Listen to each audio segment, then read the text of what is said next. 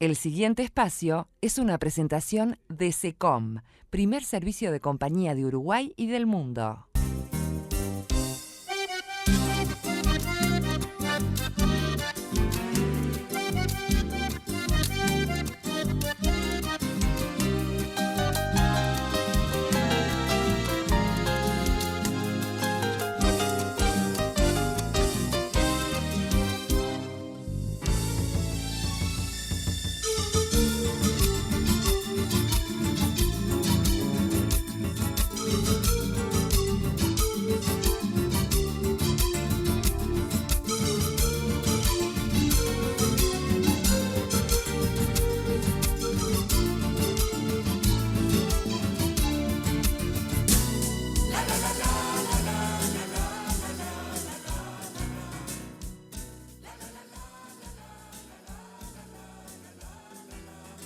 Estaba mirando qué fuerza, ¿no? ¿Cómo andan? ¿Cómo están? ¿Andan bien? Bueno, qué alegría juntarnos. Mira, estos son fresnos. Todos son fresnos. Hace una semana, pero literal, ¿no? Entramos a septiembre peladitos, pero peladitos como yo. Y de repente empezaron a venir lo que es la primavera, ¿no? Digo, la estación del año, ¿no? Bueno, en este caso la primavera. Pero en una semana ya vienen quedando así, ¿no? A mí me encanta la sombra del fresno. Es muy fresco, muy lindo, muy lindo. Bueno, ¿cómo va? ¿Va todo bien? ¿Terminó el Prado? Uf, si habrá materiales. Bueno, bienvenidos a esta emisión que aquí comenzamos con Americando y sobre todo con todos ustedes.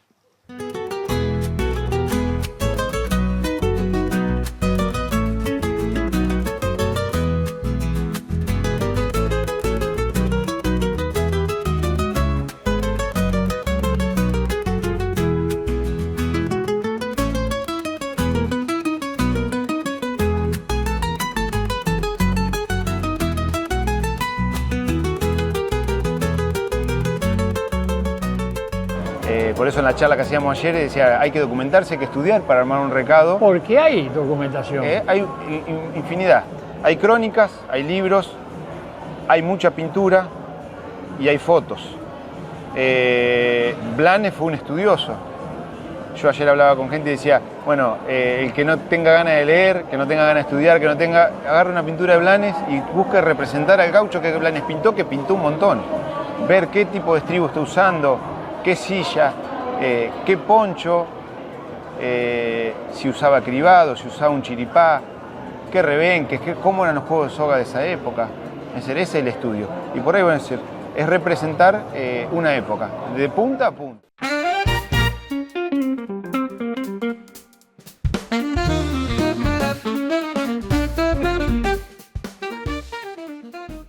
Sí, es un esfuerzo enorme, pues son 42 kilómetros todos los días durante 19 días, más lo que es el traslado, que vamos a estar en todos los departamentos.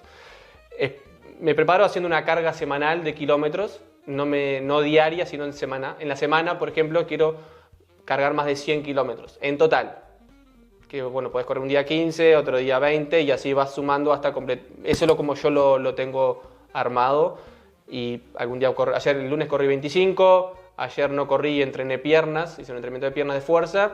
Hoy voy a correr capaz que 20 kilómetros, mañana y así voy hasta completar más de 100 cargas semanales. Cuando llegue ahora la semana que viene, que es más sobre la fecha de lo que es el comienzo, empiezo a bajar esa carga de kilómetros para darle un descanso al cuerpo y la semana previa, cero de correr para así estar lo más óptimo posible para este desafío.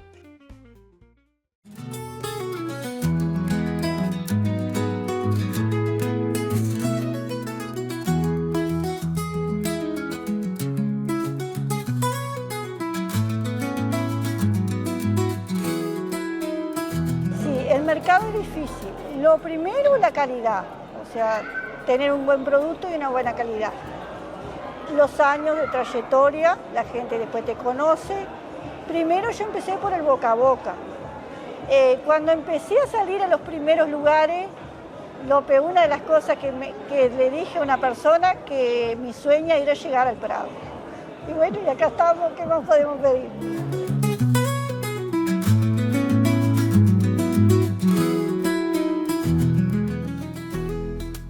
hablamos de los fresnos y de la fuerza, ¿no? De la primavera, también ven los paraísos, ¿no? ¡Ah! ¡Qué temita ese de los paraísos, ¿no? Las cuerdas vocales, es complicado. Pero bueno, yo no sé por qué a alguien se le dio por plantar tanto paraíso en las ciudades, ¿no? Pero bueno, sus razones tendría. Señores, apitoxina. Siempre apitoxina de laboratorio que guay, pero siempre. De lunes a viernes. 2 gotitas en un poquito de agua. Parece mentira, ¿no? Apitoxina. De laboratorio que guay. Recomendación de Americano. Y me preguntaban el otro día, ¿cuántos años llevarán cantando Larva Noa Carrero, Carrero Larva Noa? Yo creo que es desde 1977 para acá. O sea que en cualquier momento festejamos los 50 años del dúo.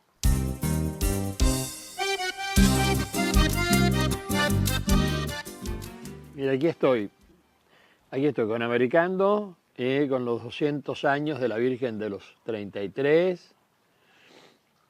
Está lindo para tener en el termo. La calcomanía, la Virgen de los 33, 200 años también. 200 años, 1825, pero realmente de hecha la estatuilla, más, ¿no? Bueno, a ver, Valdés. Yo no me acuerdo, mire, estuvimos el otro día viendo la cartelera para ahora de los remates de toros, que ya empezaron, ¿no? Estupendo los precios, por suerte. Ahora es impresionante, ¿no?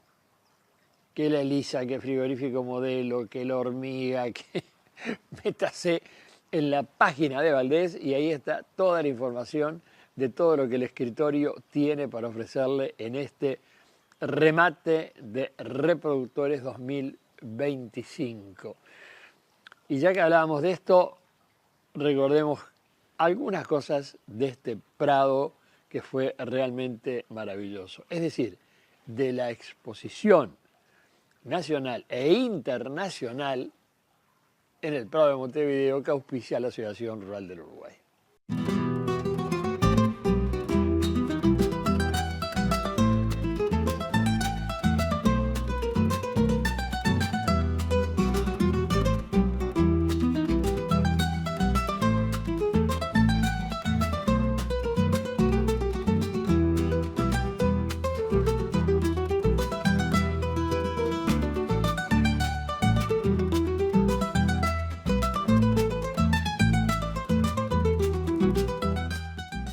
Bueno, justamente una de las cosas fue la misa, ¿no? La misa de la rural. Ahora, este galpón se transformó y dijimos, bueno, ahora sí vamos a poder recibir a 500 amigos cómodamente. Había tanta gente parada como sentada al final, ¿no? Esta misa se hace en la rural del Prado desde hace 40 y pico de años. El padre Rivero había empezado. Y este año otra vez pudo acompañarnos el cardenal. Estuvo bárbaro. Concelebraron con el padre Bauer, el padre Verde, el gordo, y unos gurises pichones de cura, como le dice Verde. Fue preciosa, ¿no? Como siempre, muy, muy emotiva. Ahí estuvieron las ofrendas, que tratan de reflejar de alguna manera todas o parte de las actividades que allí se van resolviendo durante el viernes inicial y esta semana. Después estuvo la segunda misa que dio el padre Cholo García con los jóvenes, que es el segundo domingo, que me dijeron que también estuvo espectacular. Y bueno, y después eso que está pasando en el Prado. El Prado es un lugar de reunión política, antes que nada. Todos los políticos de nota, los dirigentes de nota van todos. Las empresas públicas, todas. Embajadores, embajadoras. Y alrededor de 600 están, ¿no? 600. Unos podrán vender más, otros menos. todos los que nos decían es que es una estupenda vidriera. Una estupenda vidriera para muchísima gente. En un lugar que durante tantos días y juntándose miles y miles de personas cada día, que el clima acompañe es muy bueno. Y eso fue lo que pasó. Y después, bueno, esto de que la gastronomía, y es lógico porque la gente va y pasa todo el día. Y unos podrán comerse un pancho al paso o un choricito al paso y otros pueden cenar, almorzar. Cosa novedosa lo de la cena, porque antiguamente no se cenaba en el Prado. Era lo sumo el almuerzo y un tecito a la tarde. Y ahora se estira la cosa y ni que hablar todo el tema del Prado joven o como le llamen, de Plaza Rural, que sigue hasta que amanece y los gurises bailando. Y dentro del Prado una cantidad de shows. Nosotros destacamos la Peña de Valdés, porque otra vez fue el centro del folclore, de alguna manera, y un lugar que se ha tornado también en uno de los íconos del Prado. Ir a la Peña de Valdés en el Prado es parte del programa. Así que bueno, las felicitaciones del caso al equipo de ARU. Lo hemos dicho 1000 veces, lo seguiremos repitiendo. Es un equipo de mujeres y de hombres realmente jóvenes que encaran esta tarea de forma realmente sensacional. Es una maravilla poder compartir estas cosas entre todos. Como maravilla también estuvimos con ella en la Peña de Valdés, Florencia Núñez, quien hizo una versión del Camaronero, o la canción del Camaronero del Pindingo Pereira, que recordamos con tanto cariño porque realmente el tape o el video de Pindingo cantando esta canción lo hizo nuestro hijo Pablo hace 30 y pico de años. Pero ahora que sea Florencia Núñez quien los cante.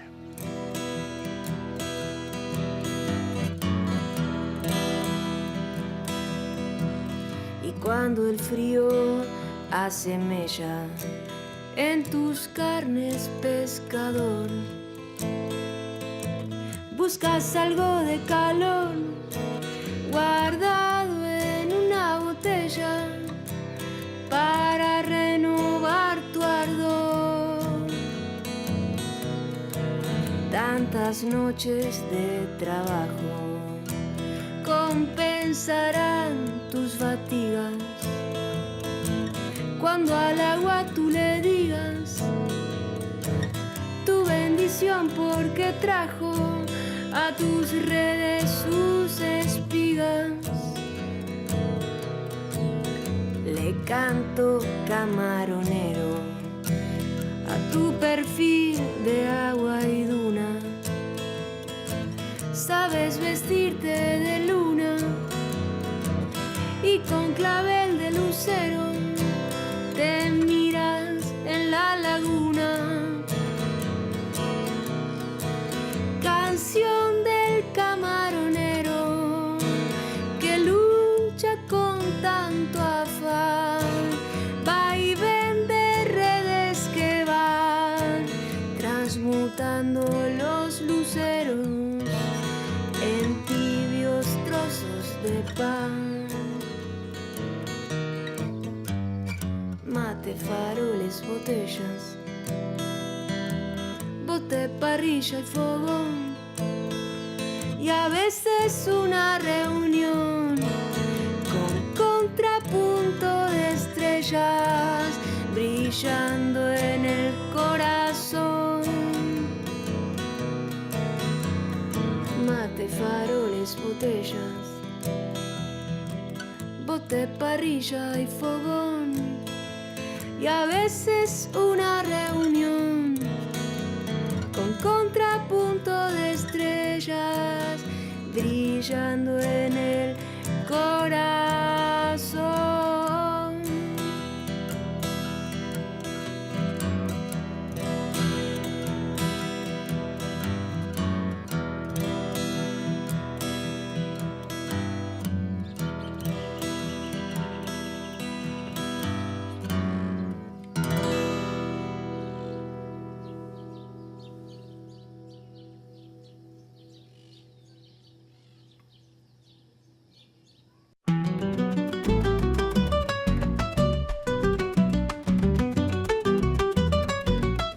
Ahora es más fácil que nunca comprar un auto.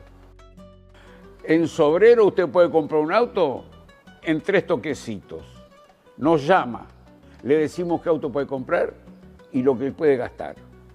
Usted decide. En una palabra, está comprando un auto sin señas, sin entregar nada, de 0 a 100 en 60 meses, 5 años.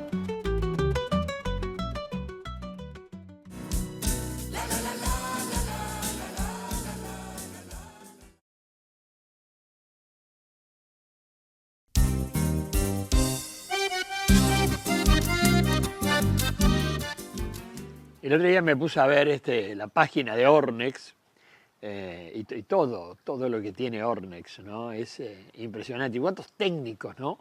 Trabajando, porque claro, cada alimento, cada cuestión, cada fórmula es muy cuidada, ¿no? Porque es la industria de la alimentación, que los flanes, que las sopas, que los capuchinos, que el polvo de hornear, los distintos tipos de harinas y de mezclas, no sé, pero es interminable la línea de productos Ornex.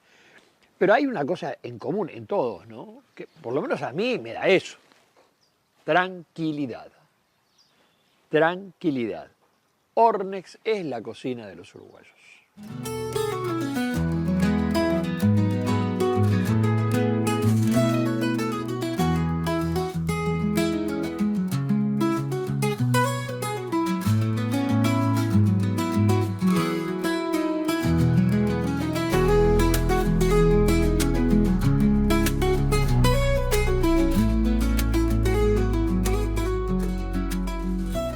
Venimos desde Cerro Chato, el de los 3 departamentos, vamos a aclarar porque te preguntan, pues está en Tacuarembó también. Nosotros somos Cerro Chato de 3 departamentos, Durazno, Florida y 33. El emprendimiento de tejedoras, muy agradecidas de poder estar un año más acá.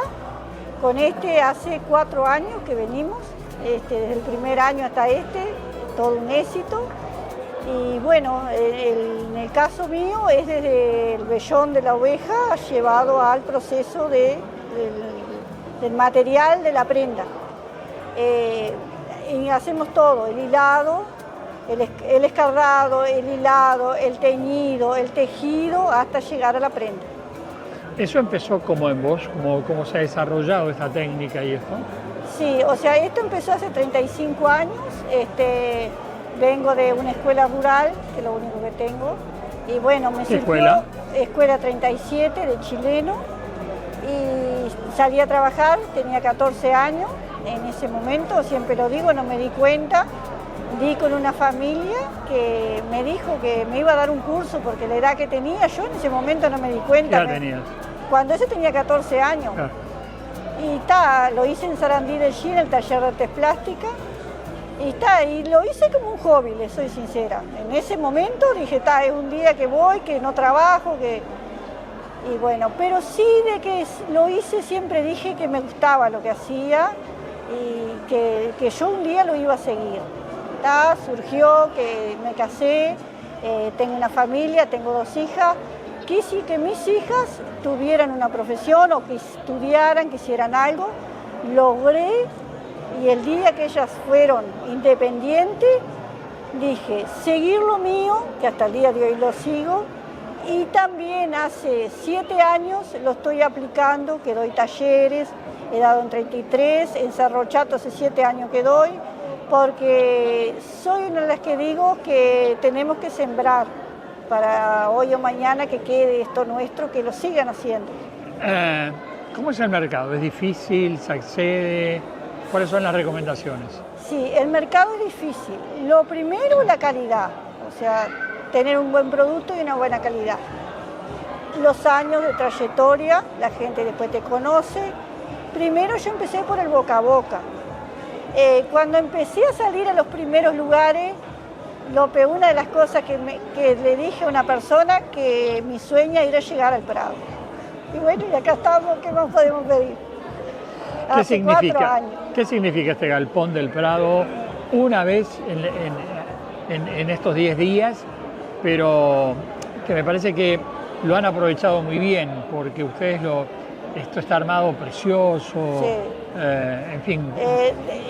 La verdad que desde julio que nos llaman todos los años, hace 4 años, en el caso mío siempre digo que sí, y siempre digo, traigo de traer gente que nunca ha venido, porque he tenido, gracias a Dios, la dicha de traer gente que nunca había venido al Prado, tejedoras que nunca habían venido, y se van como yo, como decimos en campaña, locos de la vida, porque a pesar de que tenemos años que se venden más, años que se venden menos, una de las cosas es la oportunidad de poder llegar, de que salgamos de casa de madrugada y de que podamos llegar a nuestros hogares en la tarde, porque no es fácil del interior donde nosotros venimos que nos brinden eso. Venimos acá, tenemos hasta el almuerzo, el desayuno de mañana que también nos brinda, la atención, el cariño de en realidad todo el equipo de Aru, sí. Todo el equipo de Aru.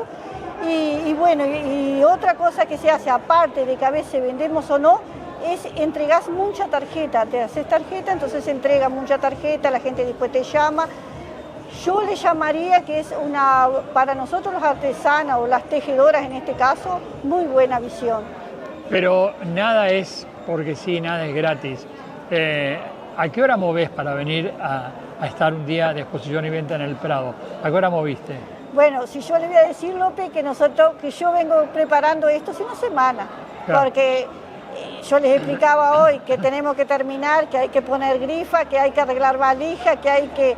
Todo un preparado. Ayer, todo el día preparando lo de hoy. Y hoy salimos, el micro estuvo 3 de la mañana en casa para cargar, salimos de casa 4 y poquito, para llegar 8:30 que llegamos acá al Prado. 3 de la mañana empezaste. 8:30 de la mañana llegaron. Llegamos al Prado. Están todo el día. Todo el Más bien día. que tienen sus sillas, que esto y el otro, sí. pero están todo el día hasta las 9. Hasta las 9 y después 4 horitas de viaje para el interior. ¿No te das cuenta que moviste a las 3 de la mañana? Vas a llegar a tu casa a la 1 de la mañana del otro día y estás sonriendo. Sí, y bueno, y lo que pasa ¿sabes lo que pasa? Que sin trabajo... Sin trabajo en la vida no tenemos nada. Sin trabajo y constancia. Son dos cosas que en este caso de los emprendedores yo siempre digo, mucho trabajo y mucha constancia es lo que lleva a poder escalar. Y después tener esa suerte, que hay personas que la tenemos y otros no, de esa mano que yo siempre digo que es muy fundamental que te brinden, como en este caso la Aru, que nos brinda de poder llegar acá.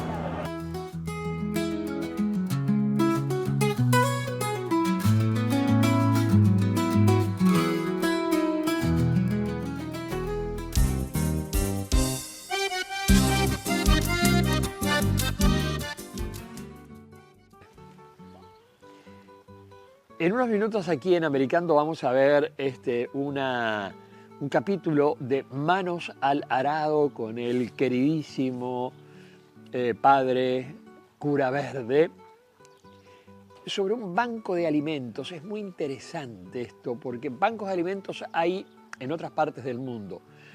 La chocleada, que es una idea argentina, de alguna manera llevó a que, hace unos años esto, ¿no? Se viera qué hacer con los alimentos, es decir, a qué obras, cómo se lleva o cómo lo van a buscar, dónde se guarda. Toda esa logística está resuelta. Es una maravilla. Ya lo vamos a ver. Pero hablando de comidas, a mí me importa una vez más. El otro día alguien me toreaba con lo de la Prot 21. Y me decía, ¿no? En cuanto yo le digo, es una empresa líder, dice, nada, pero mira que hay otras marcas. Le digo, sí, habrá.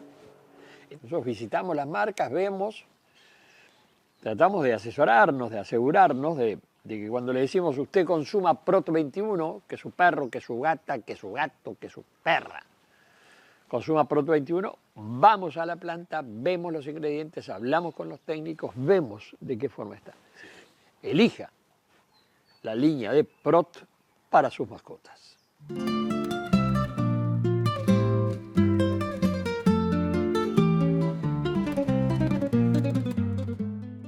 Hoy tenemos un domingo especial.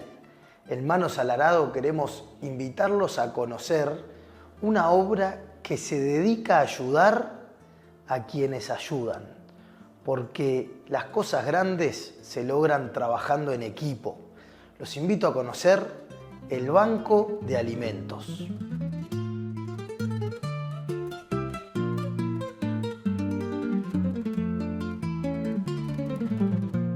Bueno, Loli, qué placer. ¿Qué haces, gordito? Para la gente que no entiende nada, ¿qué es esto del Banco de Alimentos? El Banco de Alimentos es una fundación que básicamente lo que hace es unir puntas. Une las empresas que tienen excedentes de alimentos o que tienen alimentos para donar con organizaciones sociales que necesitan de ese alimento para poder atender a la población vulnerable con las que ellos trabajan. Nosotros somos, como Cireneo, tenemos clarísimo lo que es el Banco de Alimentos y eternamente agradecidos con el Banco de Alimentos, así como ¿cuántas obras acompañan? El año pasado llegamos a 252 organizaciones en todo el año con unos 720.000 kilos de alimentos, productos de limpieza y de higiene personal. ¿Qué te parece? No es solo alimentos, como dice el nombre banco, pues hay más productos. Es mucho más que comida, ¿no? ¿Cómo? Sí, nosotros lo vemos como aliados de las organizaciones sociales. Tenemos una red de organizaciones, estas organizaciones que trabajan con nosotros. Nuestra mirada está puesta en ellos, en qué los podemos ayudar, qué podemos hacer con ellos para que estén mejor y sigan creciendo. Para eso salimos a buscar empresas que nos donen alimentos, salimos a buscar empresas que nos donen fondos para poder mantener la estructura del banco para poder funcionar, empresas que nos donan servicios, transportistas que nos ayudan a llevarlo al interior, porque lo más complicado de todo es la logística. Bueno, ahora estábamos recorriendo, visitando, viendo, y yo pensaba, es mucho más que comida. Vemos que tenemos unas jarras, que cómo llegaron a ser jarras, una harina, que cómo llegó a través de los productores, porque acá hay gente del medio rural que nos está escuchando y de pronto, contame de la harina y después contame de la jarra. La harina es un producto que tiene un vencimiento largo, entonces por lo general no lo recibimos en donación por próximo vencimiento. Entonces, para salir a conseguir, y además es un producto que todas las organizaciones lo usan. Lo usan para el desayuno, para la merienda, para cocinar. Entonces es muy como valorado y muy buscado.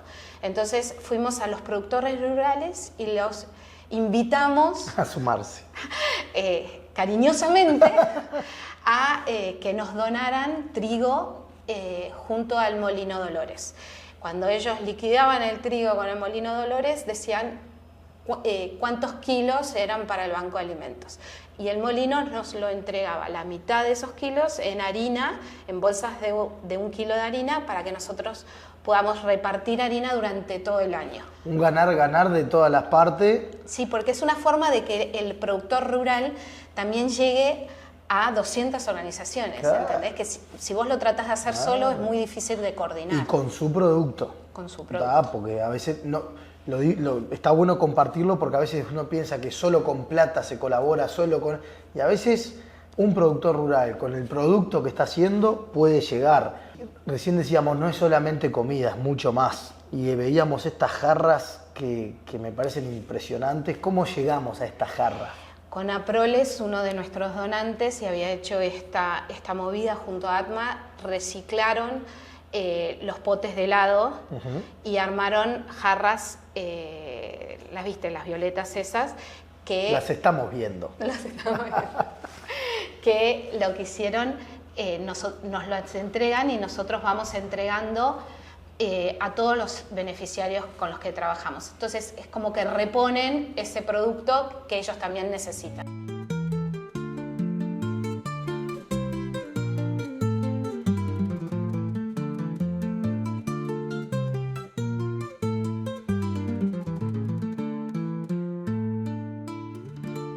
Qué grande, Loli. Y decime una cosa, entre todas estas más de 200 obras, estos paquetes que están por acá, ¿quién se los lleva? Esos son 3 pedidos que ya están armados para ser levantados. Uno era el Club de la Alegría, por ejemplo. Mirá. Después el otro era para las esclavas del Sagrado Corazón y el otro era para CEPRODI. Tenemos entre las organizaciones que tenemos tratamos de que haya variedad también, Claro. en tamaño y en alcance.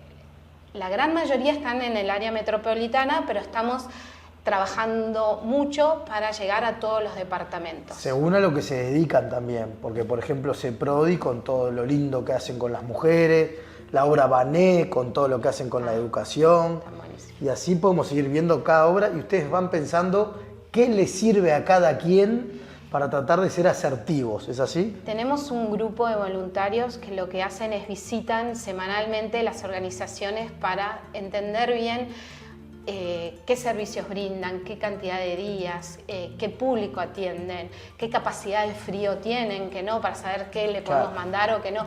Lógico. No es lo mismo lo que va a cocinar o con lo que va a necesitar un merendero que abre solo los sábados que un liceo o un hogar que tienen que dar todas las comidas, Todos los días. ¿entendés? Entonces, en base a esas visitas es que armamos los distintos pedidos que tenemos. Cualquier vecina que nos esté mirando y escuchando, dice, yo quiero ser parte del banco de alimentos. ¿Se puede? ¿Cómo funciona? Los invitamos a que se hagan socios Bien. del banco a través de Mercado Pago, que es Se una puede forma. colaborar. Se puede colaborar, que es una forma de apoyar el trabajo que hace el banco, porque queremos llegar a más organizaciones. Tenemos una lista enorme en espera, pero no podemos incorporarlas si no tenemos productos para asegurarles Bien. eso. Lo que nosotros buscamos es que las empresas que puedan encontrarse con excedentes de alimentos o que digan, mira,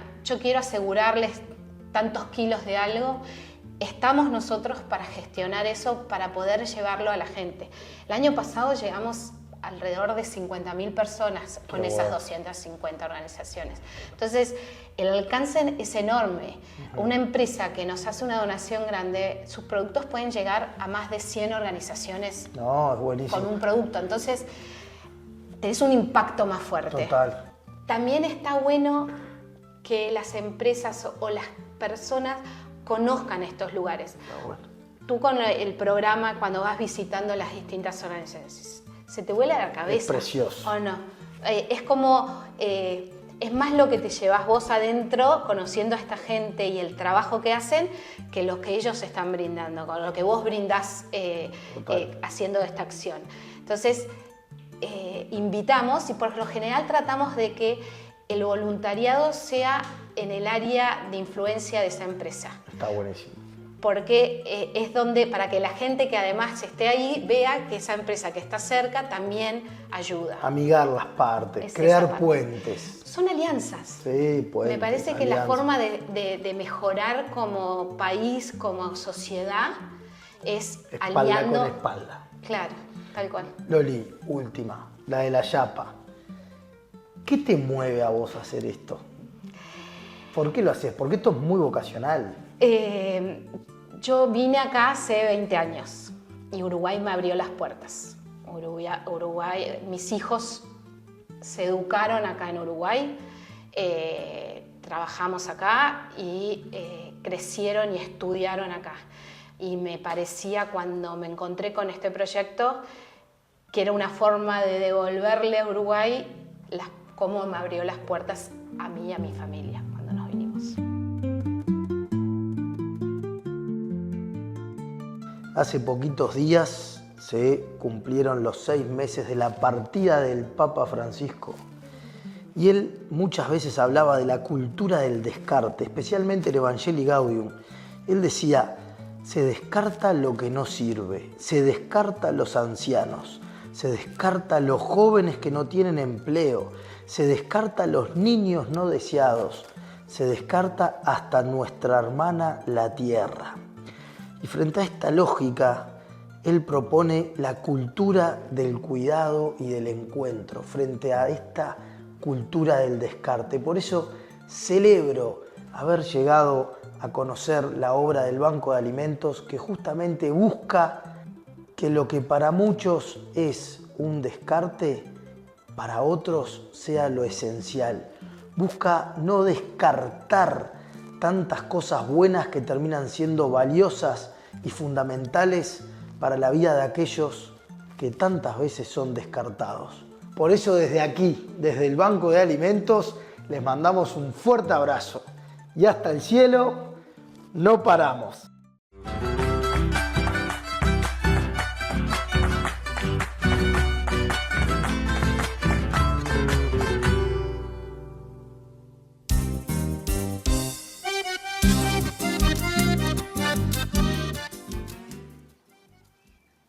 El otro día, la verdad es que pasan tantas cosas que uno...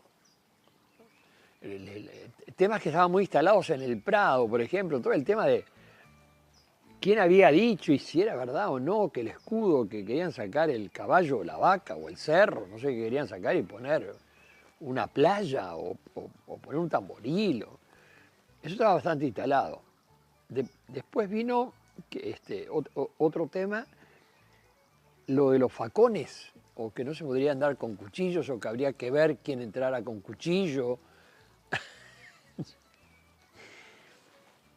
A ver, la figura de toda la gente que trabaja en el campo, el cabañero, el tropero, el alambrador, el peón para todo, es trabajar y tener un cuchillo.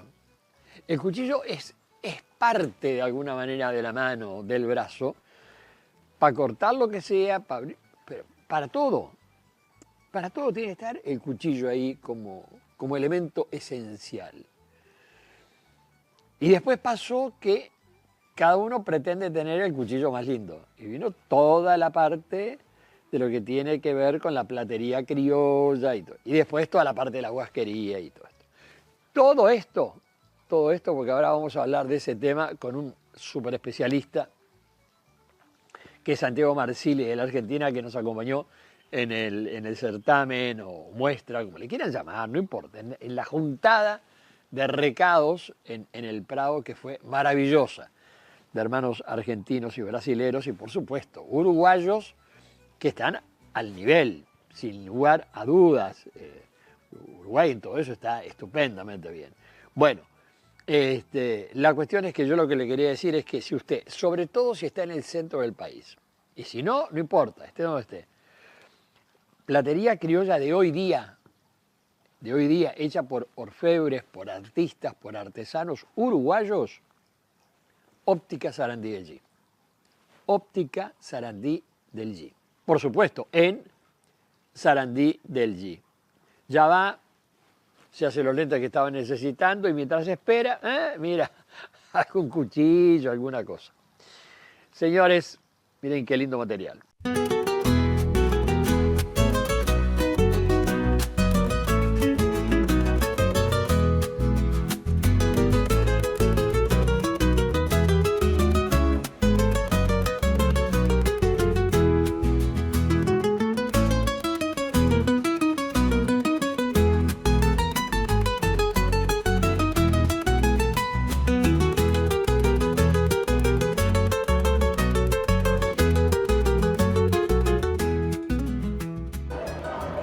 A ver si me podés definir, vos sos mucho más joven que yo, pero tenés años de experiencia en Palermo, en la ciudad rural argentina. ¿Qué importancia le adjudicás a este tema de los recados, de juntarnos, de mostrar, de estudiar? Ustedes ya llevan 60 y pico de años de ese. ¿Qué importancia le das en la muestra? Yo hace 5 años que participo, desde pandemia, digamos, que estoy de jurado, de secretario, de jurado de la rural. Hace 3 años que estoy en el comité de tradición. Esto es algo que se siente, se vive y día a día, yo como artesano platero, y como amante del gaucho y de nuestras costumbres. Es mantener vivo. Esto de los recados es mantener vivo y un homenaje hacia el gaucho. Es poder mostrarle a nuevas generaciones y mantener las cosas fieles a como eran, porque es un museo andante, digamos, un concurso. Un museo itinerante que va pasando de una clase, por lo menos en Argentina, de una clasificatoria a otra, de una muestra a otra, el mismo concurso de Palermo en la final. Es hacer conocer a la gente de la ciudad, a la gente del interior, a los extranjeros que van, el reflejo de lo que fue la silla del gaucho, el porqué cada cosa, cada pieza, porque todo tenía un porqué. Si fue algo práctico, el gaucho fue algo, es práctico. Llevaba algo porque lo usaba, no cargaba cosas de más.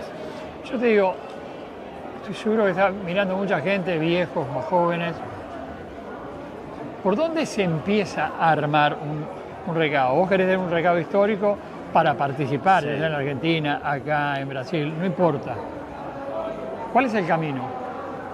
Primero formarse un criterio. Ayer estuvimos conversando qué es lo que se quiere armar y a dónde qué se quiere representar. Es decir, gauchos hubo muchos y fue larga la historia. Porque lo que hablamos en nuestras tradiciones, estamos hablando siempre de principios del siglo XIX hasta las primeras décadas del siglo XX. Te sigo. A ver, no es lo mismo si yo quiero representar, tengo que elegirlo eso. Sí. La época, no sé, la época primera de Artigas o primaria, exacto, el 1811, el 12, el 13, el 20. Exacto. Que si venís a París o Sarabia, 1890 y pico, los primeros años de 1900. Exacto. Y otras épocas, ¿no? Exacto. Pero vos decís, primero en tal caso yo... Quiero ver qué represento. Ahí va. Porque yo, por ejemplo, quiero representar un gaucho de la época... Porque, los soldados de esa época eran gauchos, eran todas las montoneras. Entonces quiero representar a un gaucho de la época de Artigas, va a tener que estar ensillado con un lomillo, que era la silla de esa época. Y la equitación era otra, los estribos que se usaban eran otros, la vestimenta era otra. Por ejemplo, en la época de Artigas tenía un cribado, un calzoncillo cribado, Cribado un chiripá. es el calzoncillo como bordado. El calzoncillo largo blanco que se usaban con los cribos serían los flecos, digamos. Ahí va. Y el chiripá es el que se pone arriba. Bien. Eso de la época de Artigas y fue durante gran parte del siglo XIX. Pero en los finales del siglo XIX, principio del siglo XX, que ya cuando la foto aparece, se ven bombachas. En la época de Aparicio se ven bombachas. Claro.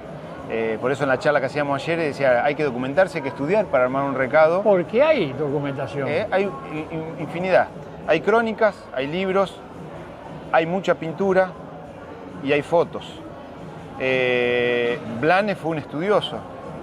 Yo ayer hablaba con gente y decía, bueno, el que no tenga ganas de leer, que no tenga ganas de estudiar, agarre una pintura de Blanes y busque representar al gaucho que Blanes pintó, que pintó un montón. Ver qué tipo de estribo está usando, qué silla, qué poncho, si usaba cribado, si usaba un chiripá, qué rebenques, cómo eran los juegos de soga de esa época.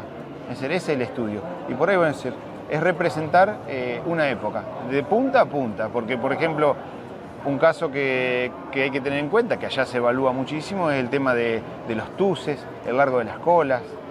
Ah, también eso. Sí, todo, de punta a punta tiene que estar representado. No es solo el recado. No es solo el recado, es la vestimenta del paisano y el arreglo que va a tener el caballo.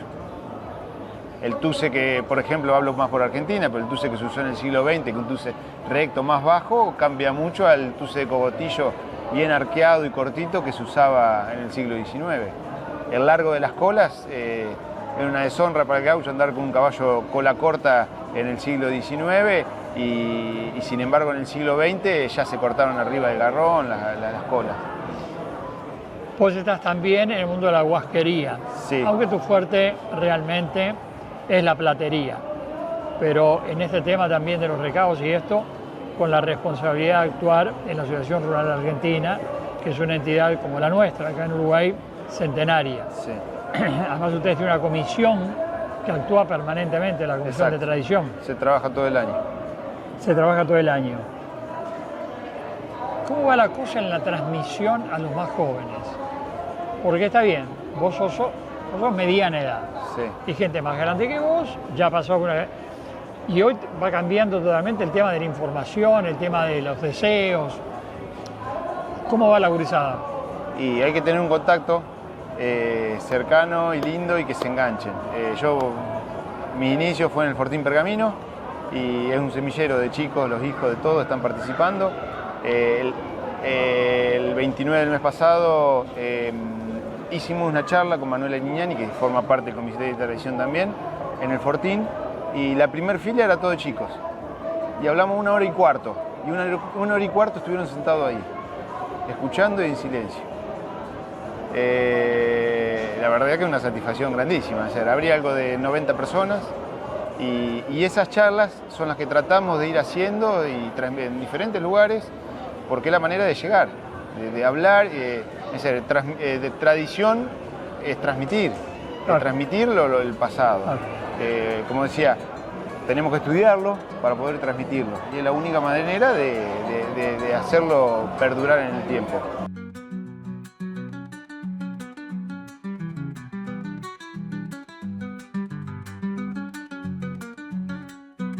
Yo no tengo la cifra, vio cuando se habla de enfermedades, ¿no? O cuánta gente muere de tal cosa, o cuántos accidentes hay, que esto y el otro. Pero a mí a veces me llama la atención cuando suenan cifras de tanta gente operada de catarata, tanta gente con este problema en la visión, que claro, hasta que no le llega a uno o a un familiar, a un amigo, uno no. Yo lo que le digo es un tema muy importante. Como decimos en los avisos, ¿no? Escuchar bien, ver bien, ver bien. Es posible. Now, en Florida, 0800-0808. Usted haga la prueba nomás. Usted llame, combine una consulta, vaya y pase un día precioso en Florida y después me cuenta. 0800-0808 para sus ojos.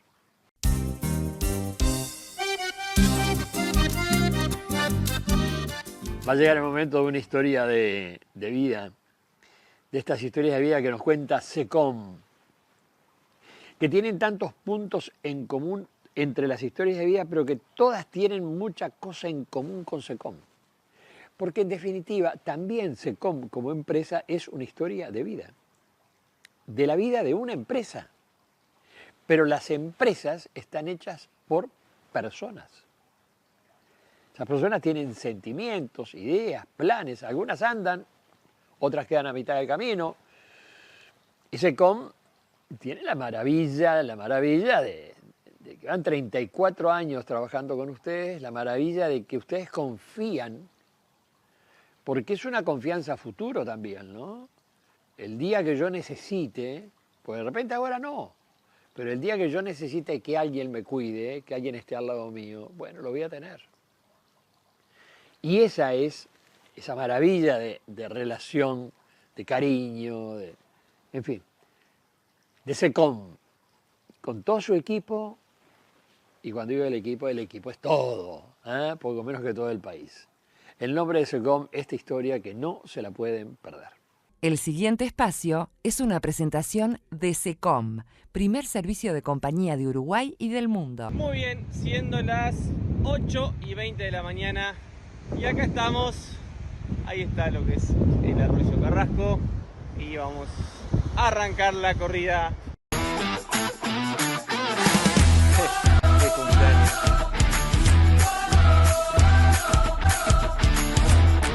Claro que todas las historias tienen como un principio y a quienes nos gusta la historia de repente hay que ir mucho para atrás.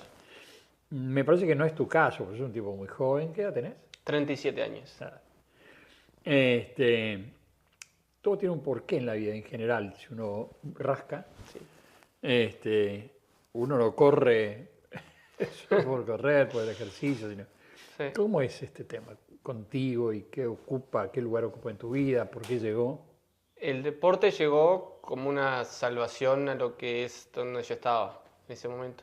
Muchos años perdido en mi mente, atravesando adicciones, depresiones, muy perdido, hasta que un momento hice un cambio en mi cabeza, reprogramé ciertas cosas, la mente, y ahí fue a lo que es actividad física, el deporte, el gimnasio, y es lo que es mi terapia el día a día y que hace más de 10 años viene siendo un pilar fundamental en mi vida. ¿Hubo algún libro, algún amigo, algo? Porque el tema es cuando uno hace el clic. Porque Sí. vos, ¿para qué vas a decir, o cómo decís, o cuándo decís, bueno, esto no, ahora voy a intentar por acá? Sí, la pandemia potenció mucho, ¿viste? Todas esas cosas. Ajá. Y hizo visibilizar también más lo que es, o englobar más cosas en lo que es, creo yo, la salud mental, que antes estaba el estrés, la ansiedad, y ahora Sí. como que se engloba ahí, que Sí. está bueno, pues se le presta como más atención a Sí. eso Sí. en general. Yo pasé, bueno, también un día me acuerdo estaba trabajando en Nueva Zelanda y me tomé un montón de pastillas, no sé para qué, me fui al medio del campo, me acuerdo, ¿En Nueva lo Zelanda? escribí en mi libro y me puse a girar, tipo mirando el cielo, manos para así, y empecé a girar hasta que me desmayé y me desperté en mi casa que la dueña del tambo me había ido a buscar porque no llegaban las vacas a ver qué había pasado. Y de eso fue 2 veces, que no lo hice con intento de, bueno, me quiero morir o me quiero matar, pero fue algo que en el momento no podía y bueno, fue como un impulso. Y así tuve muchas situaciones, hasta que después, bueno, de tocar fondo tantas veces, viste que uno toca fondo, dice, bueno, a partir de ahora arranco, ya sea a cuidarme mejor, mejorarme la alimentación, bueno, arranco. Y después pasa algo y uno recae o no se despierta del todo y vuelve al mismo ciclo de antes. Y a mí lo que me pasó, bueno, después de tocar fondo más tantas veces, en 2015 otra vez me pasó algo relacionado con el juego, que fue la adicción más fuerte que tuve. Puede pasar por el cigarro, las drogas, el alcohol. El juego fue la última y la que más me costó dejar y la que más sufrí. Y el 2015 me acuerdo puntual el momento, el día que pasó eso, y ahí leí un libro que hablaba de un ejercicio con una herramienta de programación neurolingüística, que es un poco cómo podemos transformar nuestros pensamientos, nuestra mente, o ver las realidades de una manera diferente. Y ahí hice un cambio de asociaciones de lo que me daba placer, dolor y cambiar eso en mi mente. Fue lo que hizo que así mágicamente ese día ya no jugué más, dejé el cigarro, dejé el alcohol y fue todo para lo que es buscar actividad física. Empecé a estudiar sobre nutrición, empecé a hacer un curso de personal trainer, después de coach, de PNL, y me fui formando para también poder ayudar a las personas hoy en día como coach, no solo tras de la experiencia propia, sino de también conocimientos y herramientas adquiridas de libros o de talleres y demás. Bueno, y en este ejercicio lo que haces es cambiar esas asociaciones y no, en mi caso, no necesité de fuerza de voluntad o tenía abstinencia del cigarro, me venían ganas de jugar o lo que fuera. Nada, era como que si quiere entrar el pensamiento apenas de jugar o de algo, mi mente ya sabía que no era y lo sacaba. Así, como arte de magia, pero así funcionaba y hacía funcionar en muchas personas también ese tipo de cambios.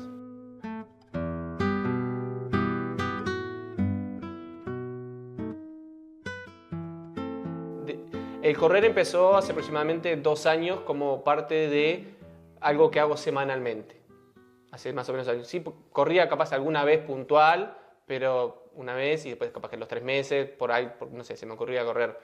Hace 2 años que es algo rutinario en mi semana. Y cuando me preparo para desafíos o cosas que se me ocurren hacer, ahí me entreno más específico con más días a la semana, digamos. Contamos un poquitín más del entrenamiento específico, sobre todo ahora que vas a encarar una maratón, Sí.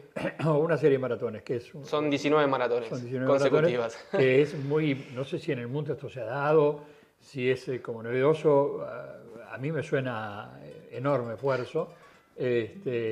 ¿Cómo te preparaste específicamente para esto? Bien, sí, es un esfuerzo enorme, pues son 42 kilómetros todos los días durante 19 días, más lo que es el traslado, que vamos a estar en todos los departamentos. Me preparo haciendo una carga semanal de kilómetros, no diaria, sino en semana. En la semana, por ejemplo, quiero cargar más de 100 kilómetros en total.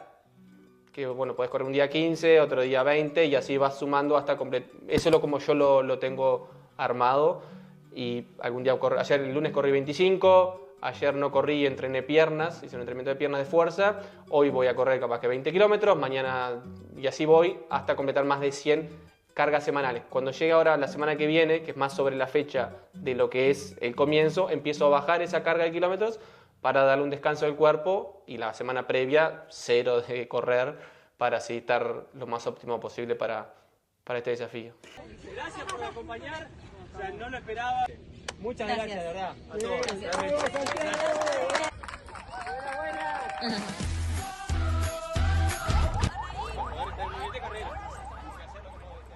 En lo que refiere a desafíos similares a este, previos, ayudando, bueno, el año pasado, en octubre, me de la salud mental también, fui corriendo hasta Artigas.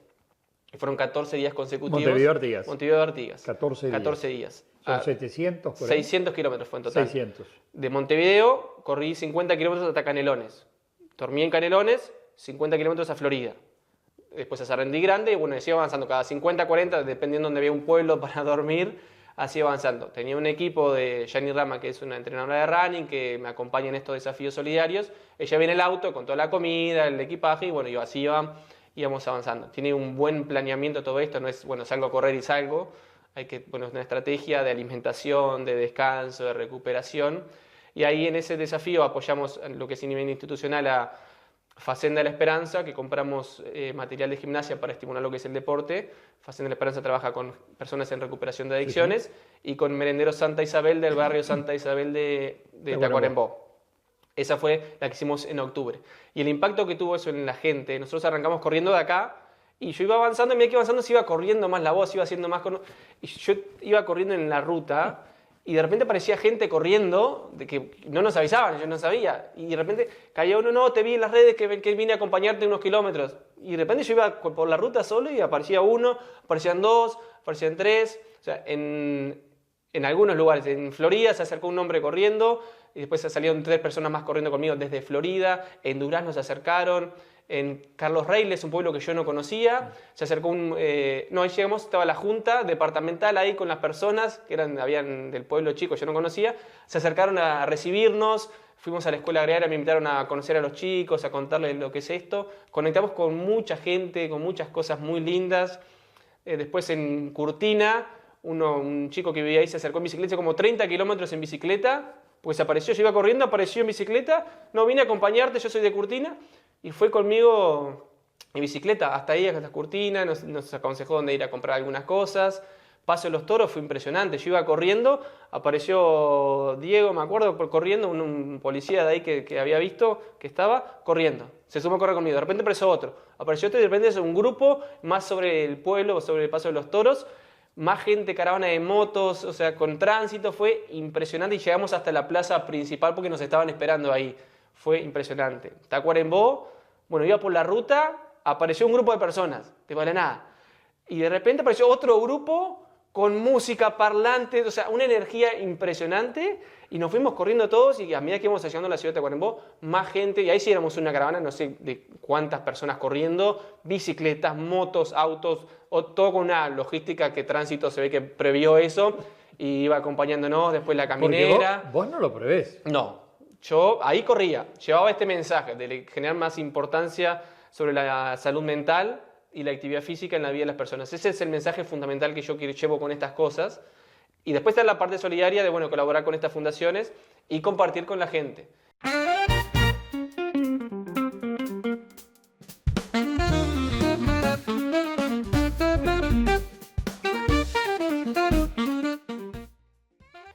Yo siempre digo que este desafío no es mío, es de todos los que conectan con la salud mental, que han atravesado una situación difícil, o que están, o que conocen a alguien, todos corren por algo. Claro. Y acá es unirse por eso. Ese es como un mensaje enorme, y creo que hay que hablar más de esto de la salud mental. Bueno, la actividad física, ni hablar, como un pilar fundamental. No hacer cosas así como hago yo, porque obviamente si decís, es saludable correr tanto así, y capaz que no tanto, pero es algo que llama la atención y hace que se puedan visibilizar otras cosas.